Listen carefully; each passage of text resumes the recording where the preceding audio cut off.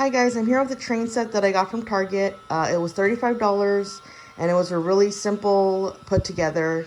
I'm not the handiest person, so I was a little intimidated to do anything train related, but this one was really easy and it's super cute, so I just wanted to share. I did have to take out one of these links here because our table was a little bit too short, but it still works fine and the train is still going around on the tracks perfectly fine. It does play music, but I'm not playing it right now because of the video. And it also has a little mister that puts out mist right here, and then you put the water in through there. I just thought it was a really cute and easy way to add a train set. I'm not really that handy when it comes to toys that are a little bit more sophisticated like trains. So I just wanted to give this a shot and wanted to show anyone who was interested and felt the same way as I did perhaps.